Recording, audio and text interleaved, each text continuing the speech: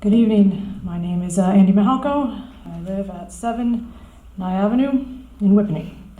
I wanted to thank Mr. Furta and Mr. Breen for the letter they wrote to the governor, asking that families be given the discretion to make their own decisions regarding the masking of children in school.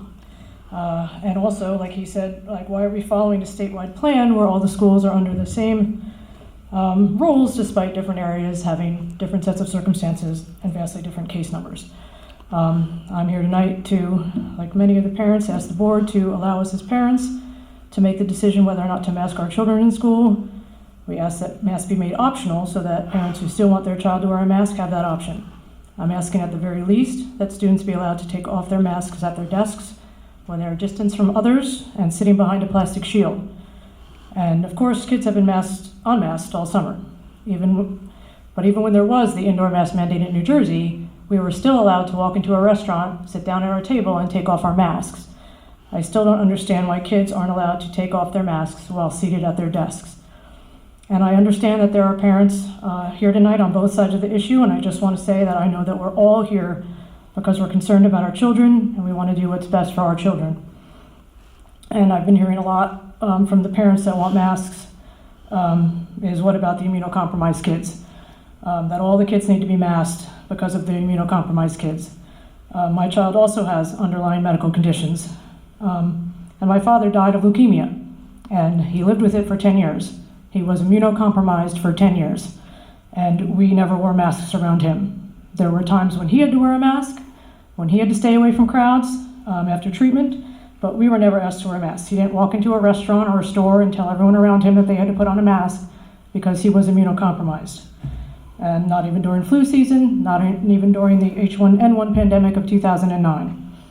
And again, these kids have spent the whole summer unmasked. I would venture to say even the immunocompromised kids have mostly been unmasked. They played sports, they went to the pool, they had play dates, they had sleepovers. There was no social distancing rules. Kids were allowed during sports on the bench with their teammates in the dugout. Malls, movie theaters were open. Summer camps were open with no mask mandates. My older daughter was a counselor at Summer Plus, where no child or counselor wore a mask. Masks were optional at HT-SAC, which was partially indoors, utilizing the classrooms in this very building.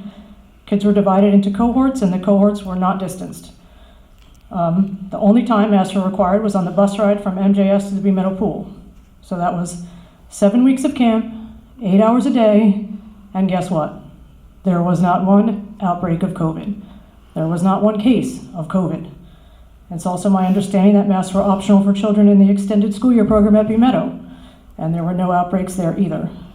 I'm frankly appalled that I have to be standing up here having this conversation. I can't believe that I have to fight for my child to breathe fresh air in school, to not have to cover her mouth and nose for 8 hours a day. She gets on the bus at 7:30 in the morning, she gets off the bus at 3:30 in the afternoon. So I'm up here fighting for my child not to have to breathe through a bacteria and sweat and spit-soaked rag for 8 hours a day. Back in August of 2020, UNICEF and the World Health Organization said that children 5 and under should not be required to wear masks. Children 6 to 11, masks are required in classrooms only if the school is in a locality with widespread transmission, and then only after consulting with parents and weighing the potential impact of learning and psychosocial development. We have been punishing our children for well over a year. My child started her year at MGS, 6th grade, finished her year in a mask, started the next year finished the year virtual, started the next year virtual, then went to mask, hybrid, and then half days with a mask. Now she's starting her 3rd and final year here in a mask for a full day. Masks and social distancing hinder learning while harming our children emotionally, socially, and physically. The loss of education for our kids is incalculable. You have kids that are trying to learn to read when they can't see the teacher enunciating the words. The mask wearing makes it harder for younger children to develop linguistic skills and prevents children with hearing impairments from lip reading. We know all standardized tests were scrapped last year, which probably a good thing because these kids did not learn anything.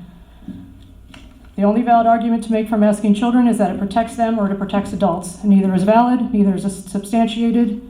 Children do not transfer infection to adults and they don't get very sick and die themselves. It became clear a long time ago that this virus is less dangerous to kids than the flu. Out of the 4.2 million children that have tested positive for COVID, a total of 0.008% of them have died. The CDC estimates that 480 children died during the 2018-2019 flu season, yet we never asked children to wear masks during flu season. Why are we asking them to wear masks now? Ms. Mihalko, your time is up, respectfully. Okay, I have Thank one you more for thing your that I want to comments. say. I'm going to say it.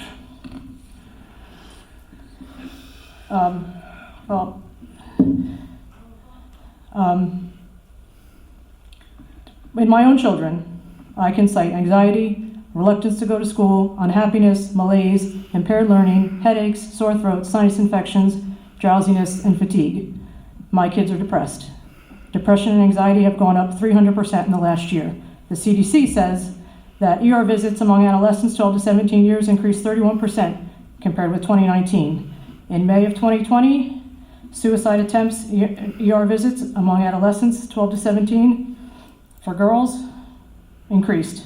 And in February, March 2021, suicide attempts were 51% higher for girls ages 12 to 17, which are what both of my daughters in the school system are.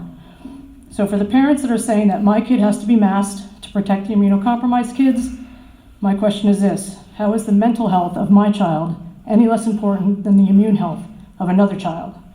And I could argue that covering your face with a bacteria and sweat and spit-soaked rag for 8 hours a day isn't very good for anyone's immune system.